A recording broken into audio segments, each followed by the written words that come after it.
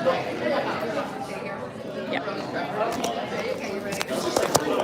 Yeah.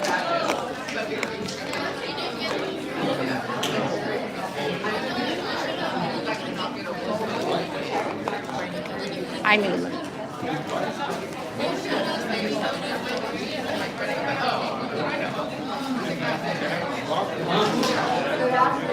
Can you hear me? Welcome.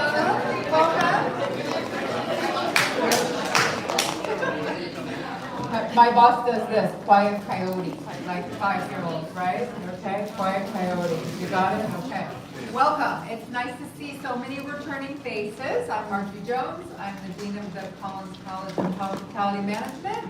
It's wonderful to welcome two 2017 alums, Martha Chinen and Ronald Quang. And they are here today. We mirror the curriculum of the intro course. How many of you are in HRT 1010? Okay, that gives them an idea. And how many of you are transfers in 1010? Okay, you are in good company. Both Martha and Ronald were transfers, so you'll get a chance to maybe tap their ideas about how to make the most of the 2 years that go so quickly. But as you can see, they made it work.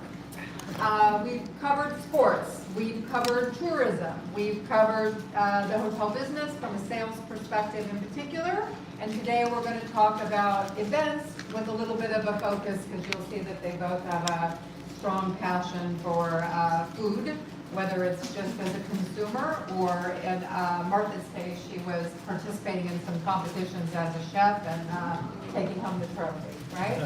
Which is exciting when she was with NSMH, so a club opportunity.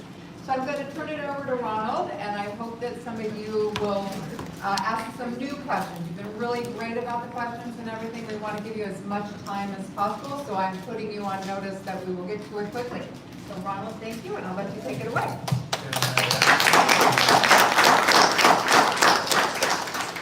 Everybody, everyone can hear me okay? Good. Okay.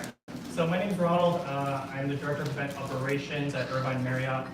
I'm just going to go over some quick things. I know you guys have plenty of questions, and we definitely want to get to those and answer all your guys' questions. So just a little bit of history about myself, from past to present. I came from the Bay Area as a transfer student, so when I was around 16 years old, I started at Round Hill Country Club. I was there as a banquet server, restaurant, worked in snack bar, worked in the kitchen. And then when I hit about 21, 22, I transferred down here to Cal Poly Pomona. Did my first year, learned a lot of great things. Met a lot of people at the career fair that you guys have here. Met some people from Morongo, so I ended up interviewing for the internship during that summer. Fortunately, I did get the internship at Morongo, did everything in terms of hotel operations, so did housekeeping, front desk, casino housekeeping, valet, spa, and pool. Really great internship just to get you guys to learn what it's like to working in a hotel, not only in a hotel, but also a casino. I personally learned that I did not enjoy working in casino, but it was an experience that I learned. But nonetheless, great experiences, and that's what internships are for you to learn about yourself and for you to learn if you like the job or not.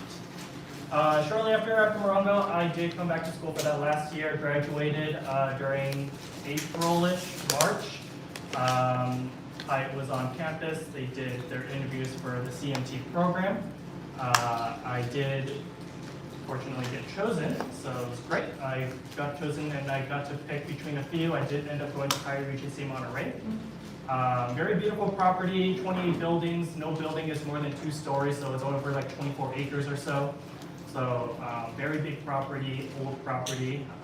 So you definitely learn how to manage old buildings or how to talk to guests when issues come up. So it's good and bad, a little bit of both. Unfortunately, Hyatt Regency did sell after I got there within the 4 months. So I did choose to stay with the corporate side. They gave me an option, but I decided to stay with corporate because I felt like that was a good move for me. There's more opportunities, I personally feel like, with corporate that, I can move around with Hyatt. So there was an opening at Hyatt Regency Orange County. I went there and I restarted my CMT program. And basically I did everything again. I did rooms, housekeeping, front desk, I shadowed all the departments inside the hotel as well. And this Hyatt Regency Orange County is down the street from Disneyland. It's the one with the big glass atrium. I think you guys might have, or college toured there, I think maybe last year, I could be wrong. And I was there for about 2 years. I ended up getting promoted to being an assistant food and beverage manager, where I oversaw the food and beverage, our outlets, in-room dining, restaurant, Starbucks. We got to learn a lot of the food and beverage business inside a busy hotel with a lot of leisure guests, and as well as dance teams, because that's just how Hyatt Regency Orange County does a lot of their business. They have a lot of dance team, a lot of dance moms. If you were ever part of dance and you danced there, you would kind of know what I'm talking about. After 2 years at Hyatt Regency, I did leave and I wanted to do something else. I felt like I needed a break from hospitality, so I went to PSC Biotech, which is a pharmaceutical consulting company. Their office is actually just down the street here. I was there for about 8 months, realized that I love hospitality more. I enjoyed walking around and talking to my employees, talking to guests. So I was ready to go back to work in hotels. So unfortunately at that time, COVID hit. That was March of 2020. So I did become unemployed, as many of my friends did in hospitality as well. Spent about a year off just cooking and cleaning. It was great. And then eventually I was reached out from one of my past colleagues from Hyatt Regency Orange County. She asked if I wanted to work with ServerCon. I didn't really have a job, so I'm like, you know what, sure. I kind of used my skills in hospitality, and I worked at ServerCon. And ServerCon is a janitorial company. And what they're more known for is EBS, which is environmental services inside a hospital. So I went to work at the biggest campus, which is in LAC USC County Hospital in LA. Used my hospitality degree to build up a team and recreate the scores, efficiency, team morale. I built a team that was able to complete rooms at a rate where county was very happy with us at the time, and got a lot of credit and money back because of the team that we built there.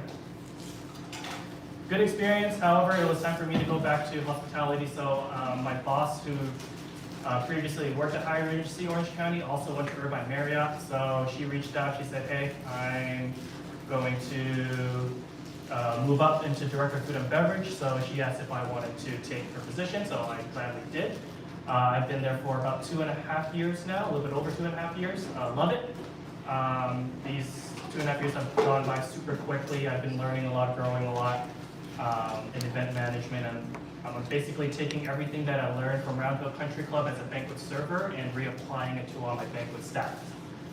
So with all my hands-on experience, when I was a little bit younger, I know exactly, I've been in the shoes, so I know exactly how to manage or listen and treat my employees the way that they should be treated, because I was treated unfairly at Round Hill. So I wanted to give them a chance to have a good manager that understood them and kind of gave back what I didn't receive when I was younger. So that's a little spiel about my past and present.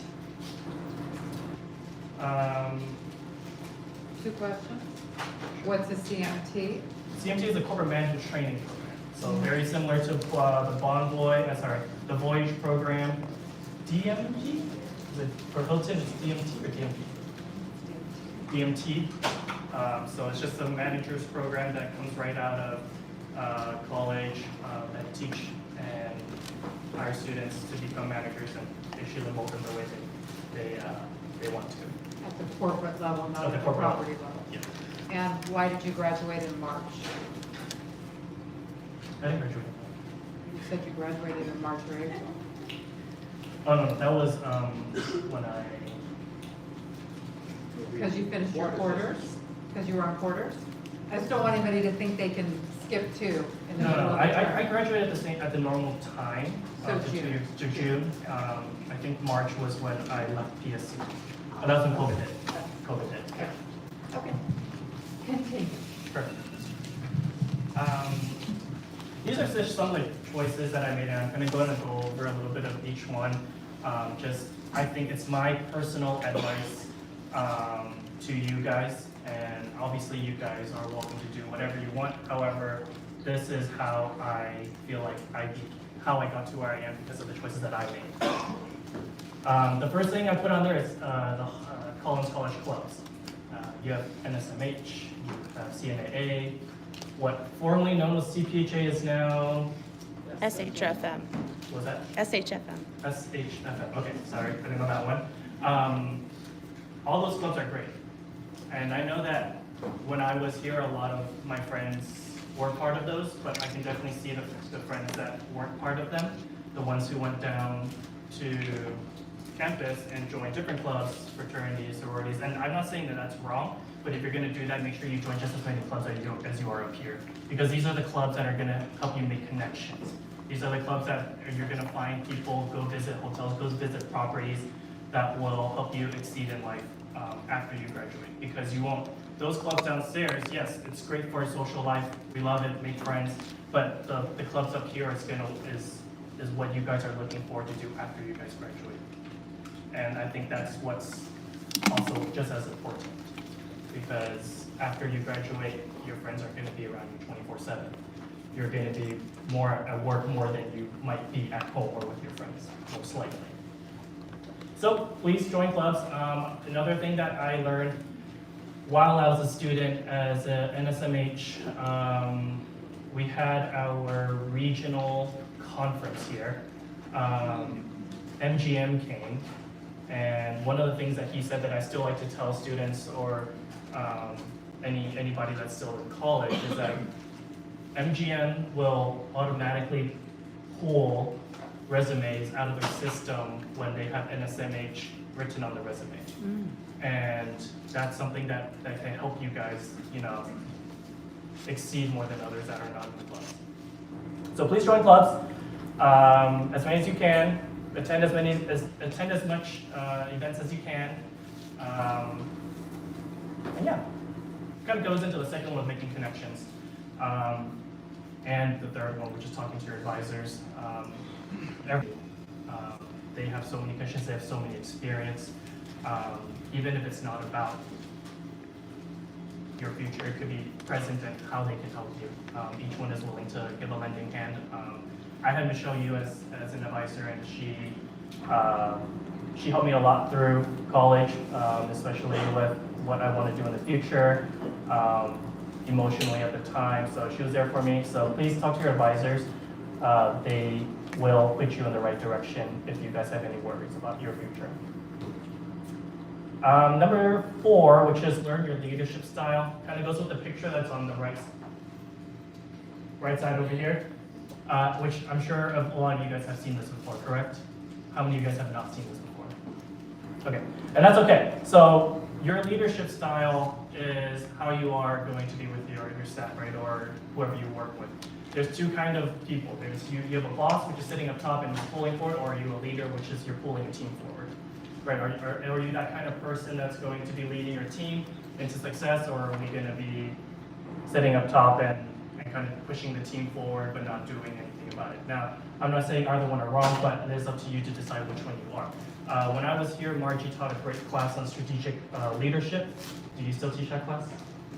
Great class. I still have that book in my office. Oh, Kelly teaches, please take that class. Please take that class seriously. I still have that book. I still go through it once in a while. It sits in my office. One of the things that I do remember on there is your leadership style.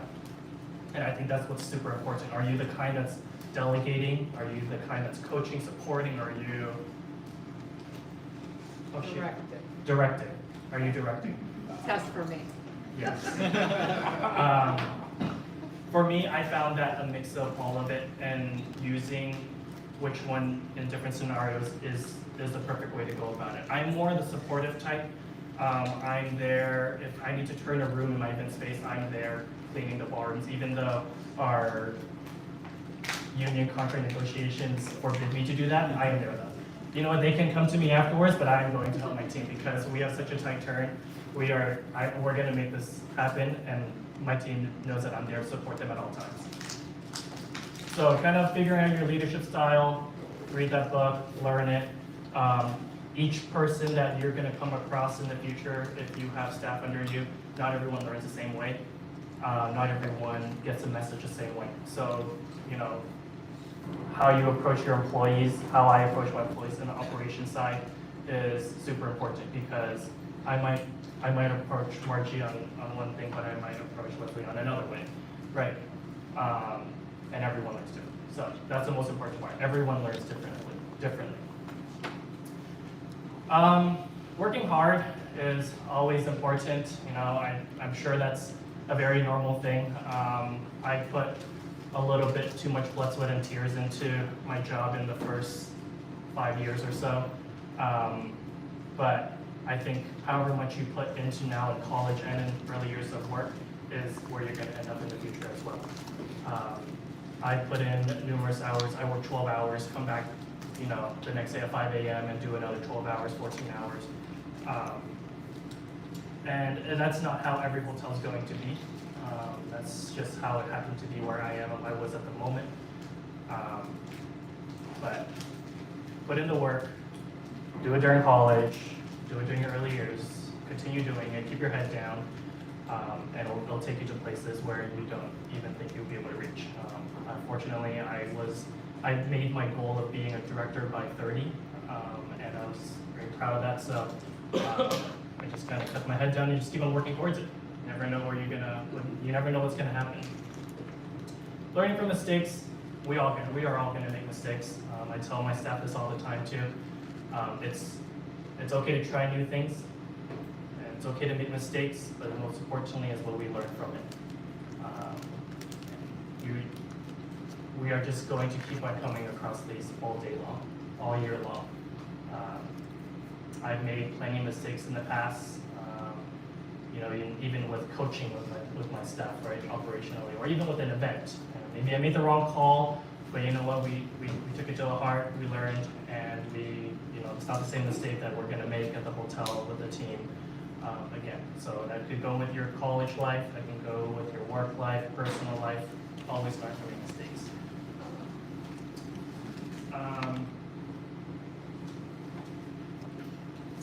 Yeah, I'm just gonna move on. So, lastly, I apologize. I don't take very many pictures. I'm not a picture taker, so these are just some of the moments that we've had. A lot of tours. The top middle one here. This was Chicago, which we went to for National Restaurant Association. Highly recommend you guys to go to that one if you guys can. Really good one, really good team bonding experience, learning, especially if you're in restaurants. A lot of new tech these days. Actually, you might recognize some of the people out here that came to speak, but actually these two are married now. Yeah. That's where they met. That's where it all sparked in No. Chicago. we still call them out on it. Don't get any ideas. Emily Yeah. lives in Chicago now. Who? Emily does. Oh, yeah. I have a picture with Michelle here. I know she wouldn't be very happy if I blew that up, so I kept it really small here.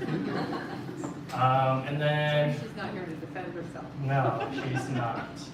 And then just some of my work ones. The top two is part of my, I gotta stop pressing that button, is my banquet staff, just a portion of banquet staff. I have about 50 people in my banquet staff. Bottom left is just one of the events we did. This is First Residential. There's about 750 people for lunch that all broke at one time. That's probably one of our top 5 events of the year. It's a very quick one-day program, however, it's a very big program in production. The middle is just this is my current boss and my boss that was at Higher Regency Orange County. She's the one that recruited me that worked with ServerCon, and she was one of the supervisors. Here's Lucas again. This, you never know who you run into.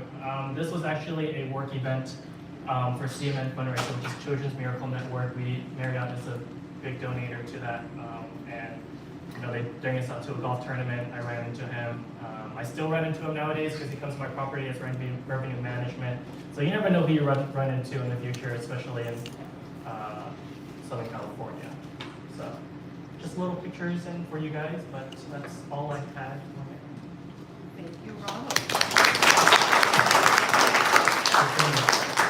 Before Martha gets started, there is a vegetarian who is waiting on their food, or a vegan who's waiting on their food, and Ralphie's worried about you. Anybody not eating? No, that's okay. I'm okay. Yeah, that's You're- okay. I'm okay. It's okay. Yeah, thank you so much, though. That's hospitality. Martha! Hi, everybody. Can y'all hear me? Yes. Is somebody clear? Okay.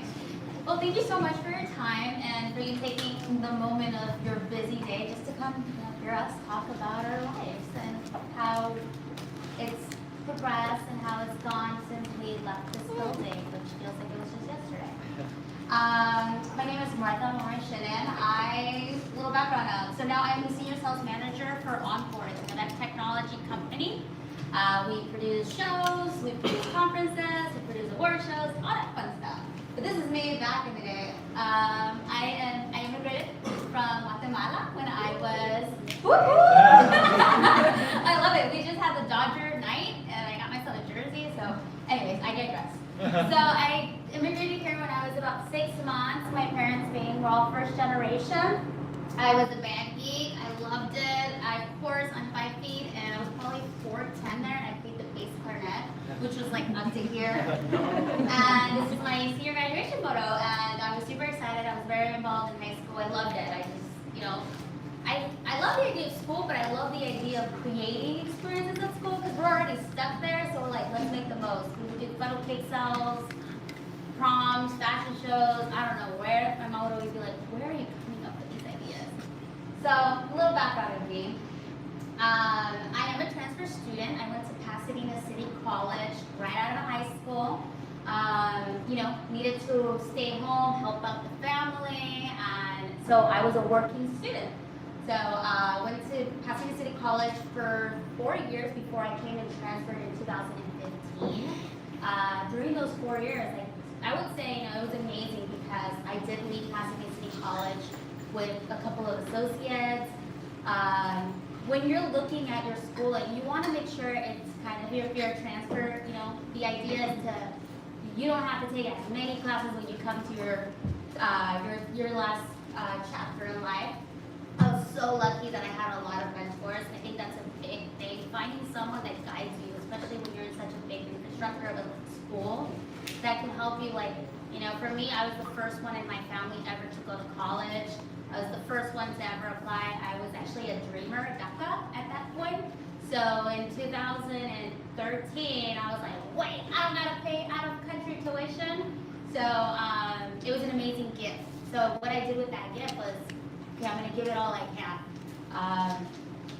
I think that idea of knowing that your future is whatever you make it is something that you always have to kind of remind yourself. And that's something my mom did. I always say, my mom didn't give me the fish to go to school, but she sure showed me how to fish.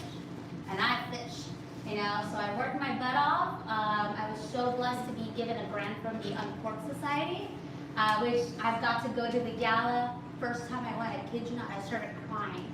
And the general manager, Mr. Javier Cano, looked at me and he's like, why are you crying? And I'm like, I do believe that these are the people that gave me the money. And it was a whole ordeal, but it's such a beautiful moment to know how the world works around you. But if you work hard, I was just telling Jake, when working hard and opportunity meet together, that's when things open for you.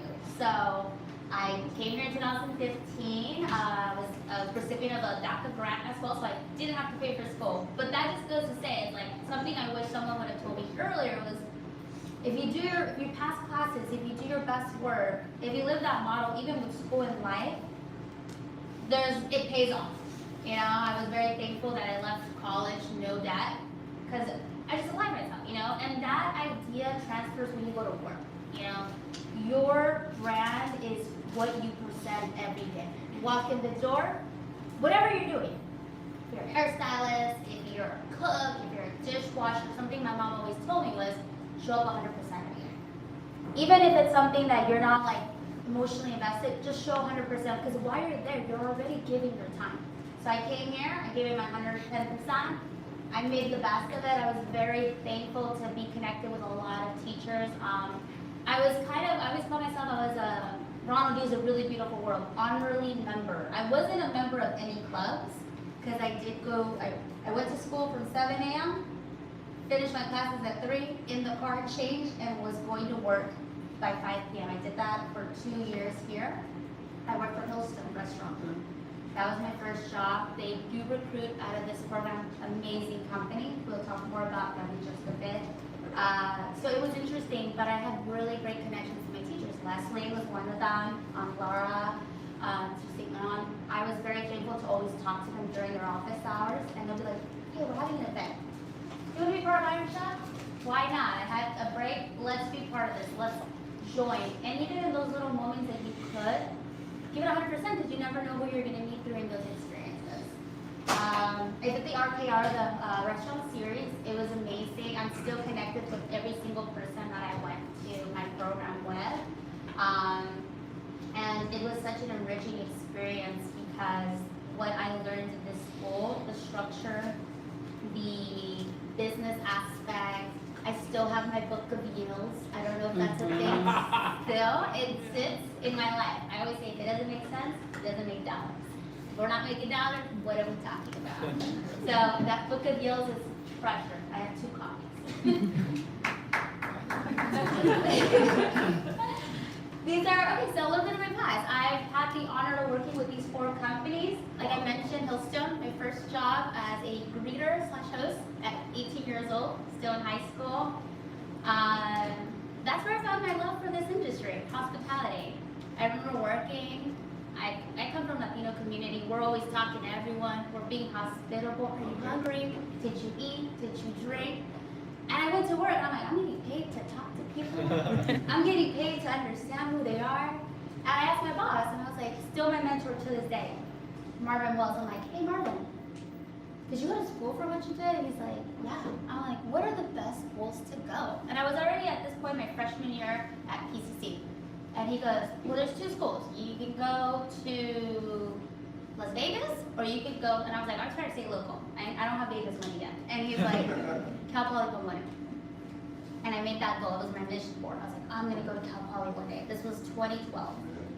And through that, I became a greeter. I worked hard every day. Then I became a server, and then I became a bartender. And then I transferred to Cal Poly. And I was like, okay, I did 6 years at Hillstone. My big advice to you, do the internships. If you're a transfer, first year transfer, go to those job fairs, every single one of them. Do as many internships as you can because what those do for you, it allows you to understand, hey, do I want to work for this company? It kind of lets you shadow, and you're getting paid for it. These internships are about 3 months because if you do them in your junior year, you can do them over the winter break or the summer. You come back, you're like, okay, next job fair, this one didn't really work for me. It's not that they're a bad company, it just wasn't like my energy. It wasn't what was fulfilling. It wasn't what I wanted to take the next step with. I had done Hillstone for 6 years already. At this point, I'm like, all right, let me do their management internship. In the summer, I went to Arizona. I loved it. I thought it was an amazing company, but I was like, is this all that the world is? And I was like, you know what? Next job fair, I'm gonna go see what else. I met this amazing woman named Janet. She was a representative for Marriott. And I was able to do the Voyager program. We went to Texas, we did interviews, we met so many amazing people. And then by December of my senior year here, or I guess my final year, I already had a job with Marriott. So that's what I'm saying. Like you come in, I believe some of these workshops and intros to these job fairs happen in September still or December. Just have one. Yeah, they're amazing because you literally get to get a flavor, a taste instead of before graduation. Come June, there's the last job fair. You're like, I didn't have a job. I had a job going, as soon as I graduated, took a month off, traveled, I started my life at the Ritz-Carlton, LA Life. It was amazing, and we can go there. So that was me at Hillstone. Yes, I learned how to fabricate a full fish, that's my team. This is everything you learn at the internship programs. You learn how to do behind, like, shots, all the structures. And then at the Ritz-Carlton, these are literally all the fun things. You know, I think number one thing I learned going to the Ritz-Carlton is you don't know everything. Even I've had worked at an amazing company, Hillstone, for 6 years. I didn't know everything. They're a union. So union nations is, it kind of allows you to take a step back and realize, hey, there's people that know more and learn through your employees. Because your employees have been in those roles for so many times. It allows you to learn more about the law too. Like, hey, how do we find a way to, it's a win-win position for management corporation and for the employees. I love my employees, they were the best thing ever. I was there for 3 years. I ran 3 of the outlets. We also collaborated with the operation events team. So we did Emmys, we did movie premieres, we did meals for basketball teams. We met amazing Flavor Flav, which I don't know if any of you know. Flavor He's Flav. a really old school rapper. But I remember we had a great experience at lunch, and he was like, "Who's in charge? You in charge?" I'm like, "Yeah." He's like, "Everything was amazing." I'm like, "Yeah, but I didn't do anything." I was like, "It was my team." He's like, "Let's go to the kitchen." And we took a picture with him.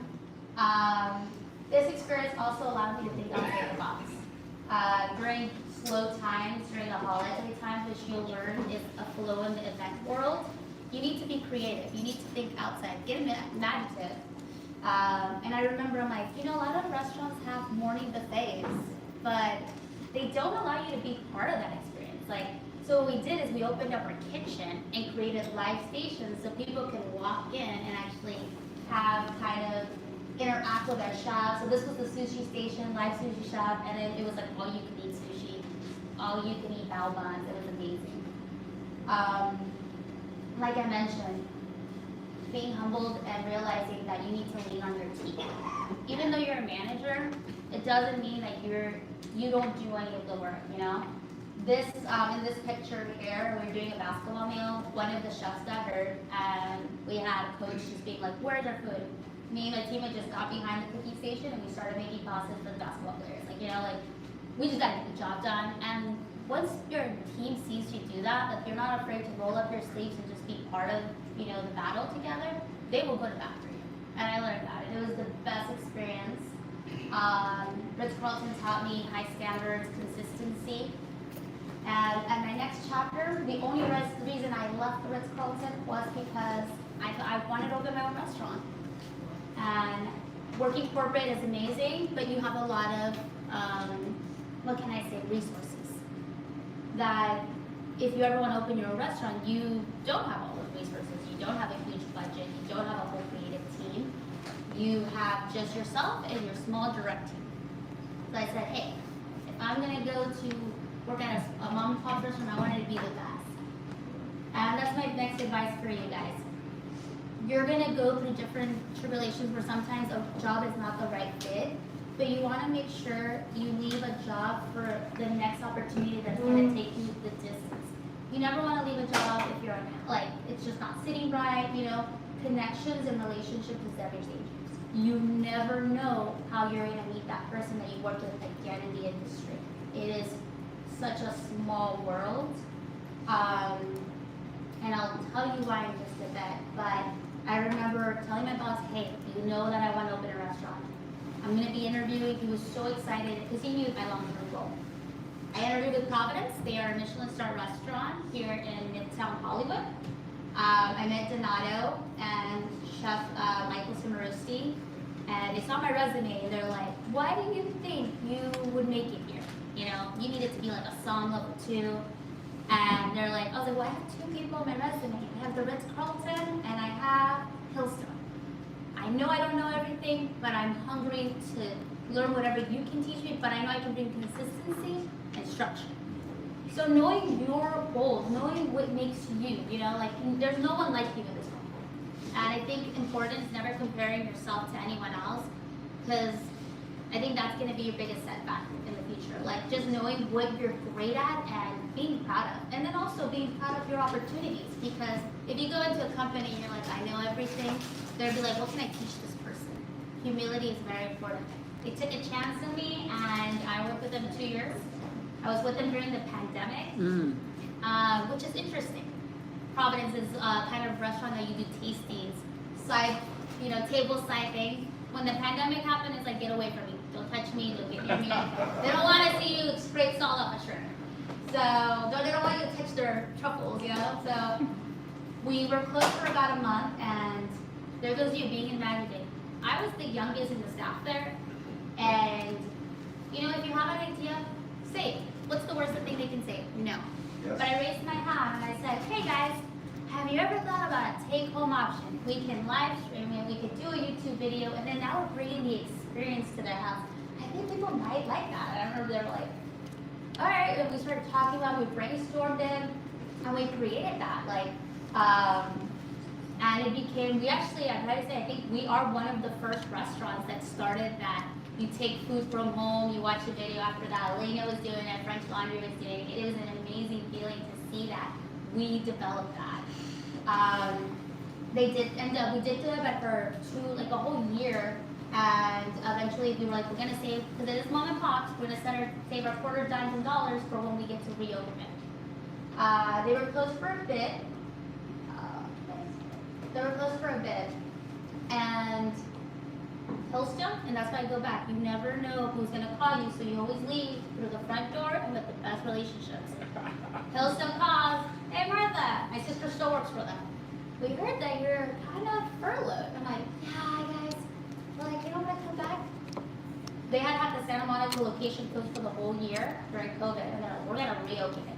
We know you know our systems, you know how to retrain people, you've been through our world, you want to come and join the team. Why not? Let me go back home.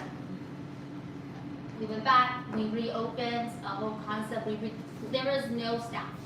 There was 5 staff members. We had to hire about 40 more ladies and gentlemen and team members, cooks.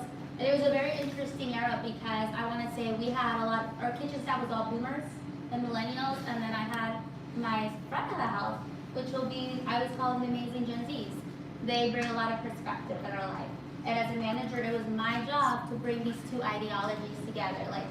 One's like, they need to be faster. Well, they need to understand that we're trying to understand our guests. And I'm like, yes. I'm like, both of you are right. Now let's find a way to marry that. I always say that millennials were the peanut butter between the 2 sides of the bread. Yes. And it was a beautiful experience. We went ahead and restaffed the whole team. We kicked off opening right at March. And it was amazing. We retained about 96 of everyone that we rehired, but it was through understanding.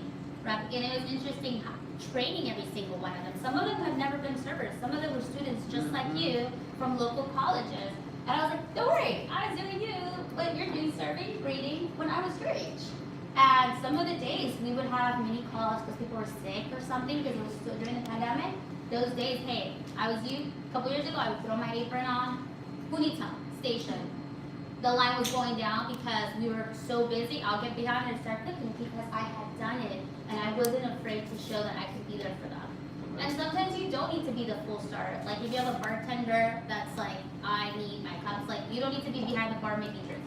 You are a great asset just stacking up those cups, clearing whatever you can use. The little things, just reading the room and understanding. And it was an amazing experience. Did that.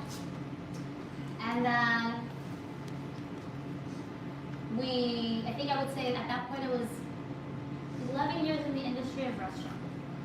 It was an amazing thing, and after I was like, whoa, I've been working for a while. Perspective. I took some time off, took about 5 months. I love Jay because he takes Google classes online. Literally, those are the best things and resources you can take. Outside this world, they have everything from Excel, Word, project management, how to organize your calendar, your time management is golden. And I did that for 5 months and I realized I kind of love the world of IT now. Especially after doing all the video stuff for Providence.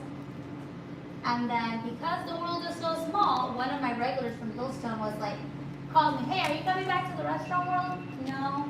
I was like, I'm still taking some time off. He's like, well, I have a job for you for this company called Encore. They have a position available. I think you would be great. Connections. You never know who you're talking to. And I was like, okay. He's like, let me connect you with the director. Her name's Deborah Madrigano. She's such a powerhouse of a woman. Super inspiring. I interviewed with her. She took a chance on me. I knew nothing about technology. But this is where I have to say, the hospitality skills you learn in this world are transferable everywhere. As long as you're hardworking, as long as you're adaptable, and you're eager to learn, you can work anywhere. You can sell everything. Think about it. If you sell burgers, you can sell computers. It's just changing the actual list. I joined Encore in 2022. I've had the honor of working at the Lowe's, which is the Ray Dolby Theater, worked at Oscars, and then I did Intercontinental, which is in downtown. Pretty much my job role is, let's say, Ronald, the hotel, they book the space. And then they go, all right, this is a whole book conference. We have Nike coming in. This is Martha, she's the sales manager for Encore. And then I meet the people and I go, how many people are coming? What's your objective? Are we doing this as a party? Are we doing this as a session? Even something here. This is the perfect example of a small conference going on. Presentations, projectors, and screens. It's creating a client's idea and vision and making it a reality. So that's what I do. But in the restaurant world, I used to sell an experience. I'm still selling an experience. I used to sell steaks. Now I'm selling laptops. I used to sell salted shrimp experiences. Now I'm sharing hybrid sessions together, you know, like immersives, LED walls. And going back to making sure you take care of your team, I wouldn't be able to do, I sell the fantasy, but my team makes it happen. Always remember, you're only as strong as your team is willing, so understanding everything they can do. Taking moments of talking to your employees, checking in. And it doesn't even have to be about work. I was still talking to my team about skates at different parks. Which park are you going to today? That's amazing. Have you checked your skateboard? Are you going to skate shops? Like, you know, just relating to them and listening to them. And then that feeds into your guests. This guest had been doing this conference for 20 years and literally sends us this message, and she re-signed for the next year. She was like, you guys are taking care of me, we're great. It's like emotional deposits across the board and the flourishing the best like fruit, you know? So number one, focus. My learning to you moving forward is these are the basic things I can give you. Be humble. Remember to check yourself here and there. I even put in my calendar, I know, call me crazy, but I go reflective hour. What did I do this week that was an opportunity, and what did I do good so I can help those opportunities be better next week? There's always opportunity. And be humble to give criticism to you. Because that means if someone's taking a moment and be like, hey, I think you're doing great, but this is what you could do better. That person cares about your growth. If they didn't care, they would just be like, that person lost cost. And we've all had those interactions with those people. And be humble to receive it. You know, I always say, hear the message. No, don't hear the tone, hear the message. Message to what they meant to say. Listen. Listen to what everyone says. There's some truth in everything. Even when dealing with clients, dealing with your partners in hotels, I always say there's 3 sides of stories. Their side, your side, and what really happened. And try to figure out the truth between perception and understanding. Have a mentor. Every job I've had, I promise, mentors are the best. You're going to be in situations where like either a job opportunity comes in or you're dealing with something at work that you need some outside perspective. These mentors have been in the industries for so long that it's so awesome to pick up the call. Hey, I have this opportunity. These are the 2 options that I have. These are the opportunities. What do you think? Because they've seen you develop yourself. They've seen you grow. All my bosses that I've had in every single industry, I call every time I have an opportunity. And some of them will be like, hey, I think you're a little ahead of yourself. Maybe you should stay where you're at. Oh, I think this is a great opportunity. Or even when you're through interview processes, let them know everything, you know? They're so helpful. To this day, I talk to every single one. I have 6 in total, and they're all in different industries. So it's okay, you can have more than sex. Okay, ask questions everywhere you're at. Don't be afraid to ask questions. I can tell you that I'm always in so many conference calls and everyone's like quiet, mute. And they don't want to ask questions, but then afterwards, there's many questions afterwards. I'm like, what? This person, the source is here. Don't be afraid to be the person to ask it. There's no such thing as dumb questions. Just questions that were never asked, you know? Like I said, I came into the industry of technology not knowing everything. And because I wasn't afraid to ask questions, I wasn't like, the ego was out the door. Within the 2 years of being in the company, I'm a senior seller and I've overseen 4 different properties. Because I asked questions and I was humble. And that's something my boss always said, you know, you're really hungry to learn and you're eager. But you're not afraid to be uncomfortable with not knowing. Take notes. Every time someone's teaching you something you don't know, take out that paper, take out your phone notes. Write it. Trust me, I have a really good memory, but I don't remember anything. I'm always gonna write it down because you can always reference those notes. Make time, like real-time office hours. We have office hours here as a college student, right? You take your time aside, I'm gonna do this. But when you leave this building and you graduate, still do that for yourself. Let's say you're you're in a department, you're not doing the greatest in a certain category, find that person that does that job really well. Shoot them an email, shoot them a text, and be like, hey, can we talk? Can we make 30 minutes? Because I really want to understand how to do this budget. I really want to understand I have this issue with this employee. Can you guide me on how to tackle that? That's going to go far. It is your duty to control your time. And that's helped me so much in different ways. Everyone that works with you is your resource. Reflect, going back to being humble and kind of listening. Always reflect, you're always learning, you're never stagnant. And lastly, water your plant. What do I mean by that? You, at your 100%, are the best asset in your company and in your life. I think that's something I wish more people would have told me in the younger. You know, in college, you're moving 100%. Take a time to be perspective, balance it. As much as time as is important that you put in your time, it's important to put at least 1 hour a day, 2 hours, whatever works for you, to just meditate for yourself, have a cup of coffee, take a walk, whatever you do. That's my dad, Chuck. And my favorite thing is just to go up to the mountain with him and just relax and detach. You know, working in this industry, your brains are always going 1,000 miles per hour. But you need to take care of yourself as much as that. Remember, it's completely okay. And for me, like, that's the biggest advice I can give you. And remember, failure is your best friend. You have to fail to get closer to wherever you need it. The light bulb, Denzel Washington said the light bulb took like 1,000 something times. It was 1,002 times until Edison made it happen. If he would have failed on the first time and been like, all right, I guess I can do it, what would we be today, you know? You fail forward. And then it's okay sometimes to take a step back to kind of look at the big picture and be like, all right, that's what basketball players do, right? Take a step back before he does that three-pointer. Football players take a step back before looking at the full field to see who they're going to throw it. It's okay, all right? So just remember, you're all learning and you all walk different paths.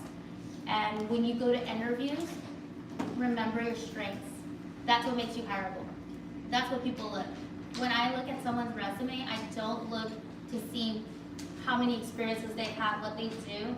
I see it, one, college. You've gone to college. This person's consistent. This person's determined. This person wants to go the distance. He's hungry. Now it's your job to be your own salesperson. Be eager to whatever company you're applying to. Do some research. The night before you go to an interview, find out when they started.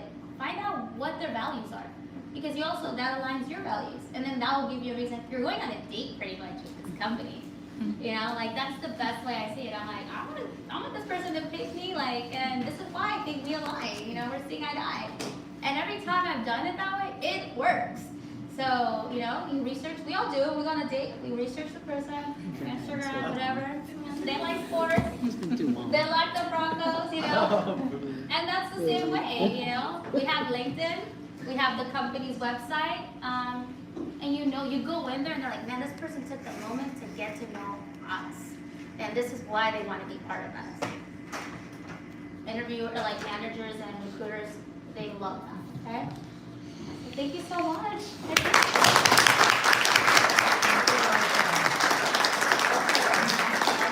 Turn to ask them questions. Give them feedback. Who's first?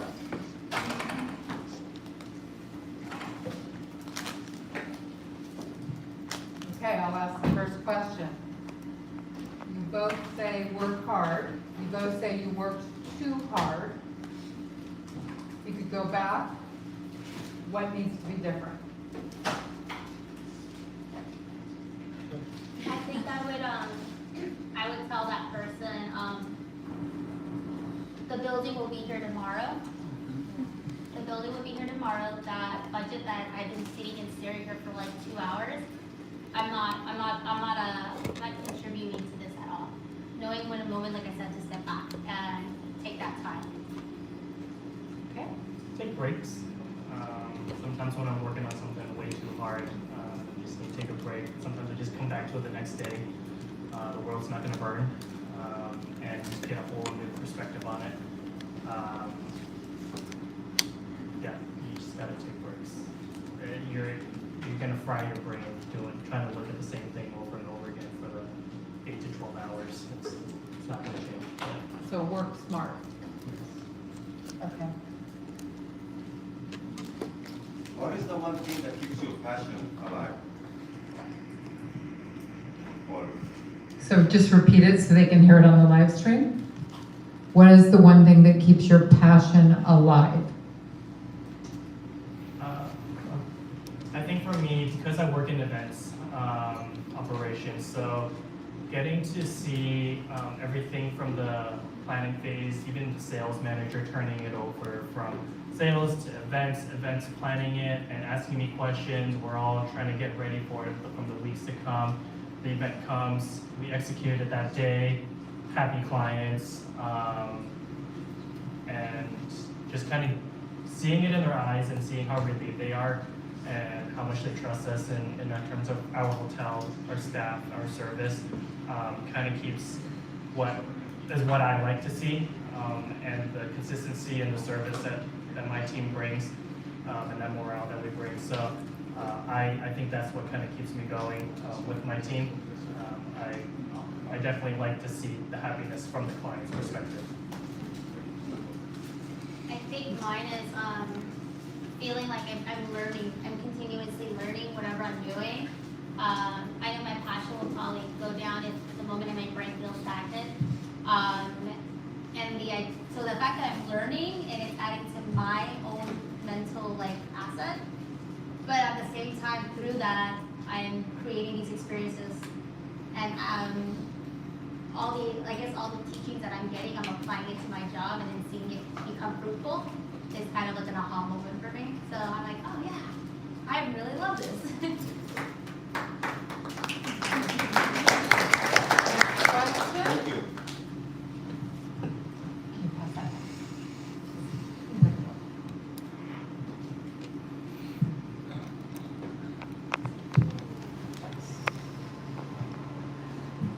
Hello, my name is Caroline and I'm also a transfer student. Thank you for coming to talk. My question is, I know you guys were explaining how most of the time you come to class and then right after you go to work, and there's not a lot of time for, I guess, relaxation, and especially in this environment you can get overwhelmed easily. So I guess how, in the moment, how do you maintain level-headed or just calm in stressful situations? I did a lot. I worked out. I think I did a lot of kickboxing at the gym and meditating. That was something that one of my mentors at the moment suggested. He would bike ride all the time. He left work. I'm like, what are you doing? He's like, do whatever kind of gives you that level-minded, but finding a form of releasing all that stress that's either proactive for yourself. Some people write, some people journal, listen to music. For me, was doing kickboxing, an activity. Yeah, for me, I utilized the brick. I was probably at the rock climbing wall 3 times a week, 4 times a week. Spent a lot of time there, but also at the same time, I don't know what you guys do now, but for my class, we love going bowling. So we went to Oak Tree Lanes like almost every week. Actually, one of the pictures there was my birthday, and we did my birthday at Oak Tree Lanes. I don't know why, don't ask how bowling got started, but we love bowling. So we did a lot of bonding with our friends inside the college. So if we were to suffer, we suffer together. So. Thank you. Now, head it back first and then, Hello, my name is Miriam. I'm a first year here. So I had two questions, one specifically for Martha. I was wondering what your favorite part of doing award shows was. And then for Ronald, I was wondering what your favorite events were that you've been able to manage. I think my favorite event definitely was this one that we did, Remarkable Women. So Next Star, which is a TV channel, they go around and they look at these amazing women throughout the nation that have started nonprofits, and then they invite them down to Hollywood and they celebrate them, they take them on tours, and then so we did the reception, and it's like women that are gathering money for like past these like women or the homeless women or kids, and then they just do remarkable things, and on top of doing their daily work, and they were all just being celebrated for that whole weekend. And at the end of the gala, you know, we have all these amazing celebrities that come and volunteer, and they name one of these women the most remarkable women and give them a grant. And the faces that they, like their expressions was just, I remember kind of tearing up, and you can Google it, it's on KTLA, but it was such a rewarding feeling that you can use these amazing assets in a corporate company to provide these amazing experiences for an organization, you know, to bring that light to that organization. So that was my favorite one. And then the award shows, I would say the fact that all your card planning, because what happens when they go live, it's, you know, take the wheel, Jesus.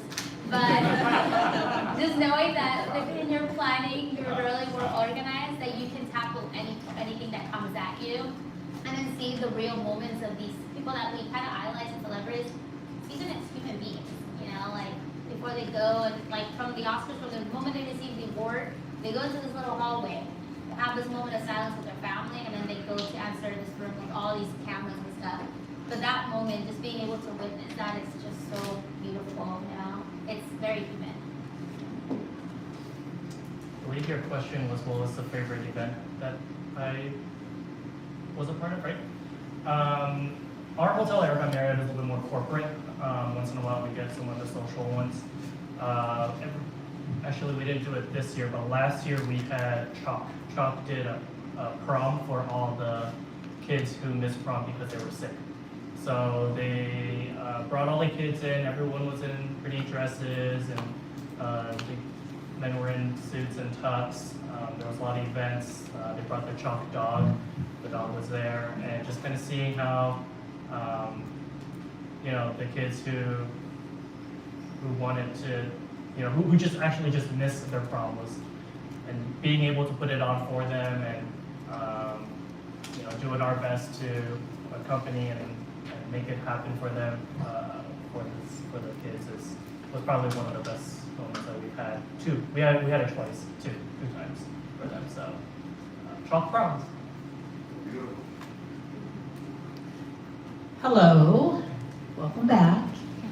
So while here at the Collins College, you obviously had to work in teams or groups to finish projects. And of course, as managers, today you have to work in teams to complete projects. How do you motivate team members now that may not be as enthusiastic as you are about completing projects? 90% of our class here was based on group projects, right? Yes. I mean, the class I had for me was food and beverage cost control. So, you know, that was a pretty big kickoff, and there was a lot of work in that one for us. Nowadays, it's more about having meetings, follow-ups, following up with tasks that we've assigned each other, creating deadlines, and helping double check each other's work if necessary. But I think for us at our hotel, a lot of us are putting things on our calendars, making sure, hey, this deadline's coming up, or creating meetings, like if there was 10 of us, maybe 2 of us were working together or something, so us 2 would have to have a separate meeting before we get back to the bigger meeting to complete a project. Right now we're doing a green key meeting, so basically we're trying to get our hotel to be as green as we can be, and buying products that make it recyclable and whatnot. So right now we're going through that, and there's a whole hotel collaboration. So right now we have a meeting coming up and whatnot. So I met with my team last week to complete our task, and then we'll report back next week. I think for my team necessarily, I would like to say we have a Jesus conversation weekly about what the expectation is. Like at the end of the day, you're here, it's like you're working for a break. So whether you're enthusiastic or different thing, it's like we all want to pass this class, right? We all want to get an A in this class. It's the same thing with the company. It's like we all want to meet our goals. We all want to have successful events. So when we have weekly events to talk about the events that are coming up, or past events that like, hey, we had an opportunity here. Why did we have an opportunity here? Or why did we take a shortcut here? This is what happens when you take a shortcut. And having those real conversations, being comfortable to have uncomfortable, still professional, but being honest. I think you have to be honest. Don't sugarcoat it, and don't try to give them less work, because at the end of the day, you're doing a disservice to your teammate. I think sharing and just laying I think specific and very clear expectations with your team members, and then following up, just like Ronald said, weekly, and being like, where are you at with this? That's really helped us, and then reminding them why we are even in this business. Like, just the same Martha on the building says Encore. So we're here to fulfill what the company has hired us. Hi, how are you? Hi. My question is, like, what for graduating seniors, like, what would be your best advice, or what was like the best thing you did in your life that helped you grow professionally or personally? I know Ronald was talking about leadership styles, and like, what did you do to kind of foster that style, and For me, well, I think you asked a good question there. So, I think for me it's learning from my mistakes, like I said earlier. My management style kind of comes from when I worked at the country club, and that's where I learned what not to do, how not to treat employees. So having bad managers is not as a bad thing, because you learn from the bad that came through. So that made me realize that all my staff have lives outside of this job. Things happen, people need to leave, family emergencies happen. We're all humans, so we have to treat each other like so. So, and of course, the leadership class that you take, that's definitely applies some of those things in there. Depending on where you're going to be at in hotels and club management, that book covers it all. I think one of my advice though for seniors who are going, or even freshmen, sophomore, juniors, is that every hotel brand, every hotel brand is going to be different, but even within each hotel brand, each hotel is going to be different. So don't let one hotel discourage you from that entire brand, right? So if you go into one hotel, let's just say Hyatt, and you had a bad experience, that doesn't mean that the whole brand of Hyatt is bad. Maybe it was just your timing there, maybe it was just how the hotel run wasn't, didn't match how your style was. But, there are so many employees in each of those hotel brands that, there's gotta be reasons why people are staying for 20, 30, 40 years. So don't let one hotel, one brand discourage you just because like, oh, I don't want to do this anymore with this company. No, that's not true. Each hotel is run differently. So as you go on in your life and go to different places, each hotel, just keep that in mind. I think in leadership, what I learned as the years progressed was when you go into a new position, go in and observe first. Like every job you take, observe. And take like at least 2 weeks. Don't just go in like wanting to manage and change things. as you are new to this house. This is not your home automatic, because you're gonna receive a lot of the team members that have been kind of 10 years there. They'll be like, this person doesn't even know how we work here, how we established this, and why we do this. So make sure you get to know every single one of them. By observing, I meet every single of your employees, know them by the name, know them by their positions, understand the way that it works, and then therefore you'll be able to understand and make an actual assessment of like, all right, talk to your management team before you change anything. Hey guys, this is what I've observed the past month I've been here. What do you guys hope that I can bring here that I can help you change? Therefore, it's a team effort, because you're not the only leader. You know, like it takes a team to make things change. You know, even Kobe Bryant, he thought he could do the game alone, and he took in 2007. It's like, hey, I actually need to use my team. I need to build them together, and that's how they won those championships back to back. It's just not one person. You know. So that's my biggest advice is leadership going into every new position is observe, learn, and talk to your direct team how you're going to do that. And something that helped me kind of keep moving forward in this was understanding that no's are okay sometimes. Like, you know, you're going to interview a lot, you're going to get no's for this job. Sometimes the path is different, you know. It's not going to be what you exactly need at that time, but it doesn't mean that it was you precisely. It was just that path was not for you, and being okay with that and processing that and moving forward. I think that was something that I learned really early or midway, because I used to take no's very personal, like, oh my God, am I not good enough? Am I not fulfill this job? But I think after someone told me that, it kind of gave me a perspective change. So I'm going to take the last question. It's from a student, and then we will take a group picture. So the last question is, how do you embrace technology, both from learning as a professional and working with your team to make for the greatest good? Both. Give the example of Khan Academy or things of that nature, and you mentioned a little bit about it. Technology helps a lot. I feel like it connects everyone necessarily this time of age. Like, I think even being in class, through seminars, using a lot of the free apps that you have to have your books, take notes, being able to reference, making slides and videos to help you remember things that you study. And then when it comes to the work environment, it's connecting, create team chats with all your teammates so you can consistently be in communication of any changes. Do share calendars, so then therefore you can always know how you guys can connect and make appointments.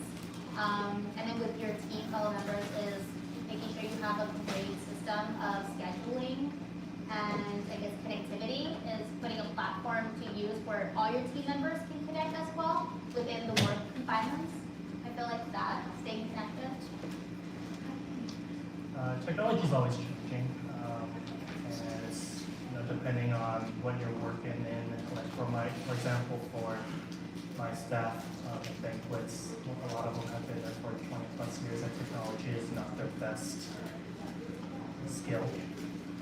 So it's very basically breaking it down for them and making sure that I have to understand fully before I teach them. That's probably one of the biggest things. But in terms of like team-wise, we always assess: is it going to be better for us? Is it going to be worse for us? Is it going to be more work? Does it make sense for the client? And then in terms of sales too, it all kind of comes together. And hey, does this even make sense to have it? So it's a lot of assessing with the new technology these days. What can we do? What can we do? Okay. So the one thing they have reminded me is I need to thank the team that put this together. I want to thank Caroline Sanchez for the idea.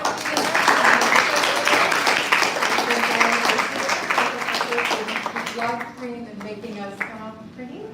And I want to thank Sheree Mooney and Stephanie Zappaluda for the food, and Jake for coordinating the event with the help of Jasmine and James and Monique. So thank you all, and thank you We'll be here again next week. We do want to take a group picture with you. I know some of you need it for Dr. Zong's class.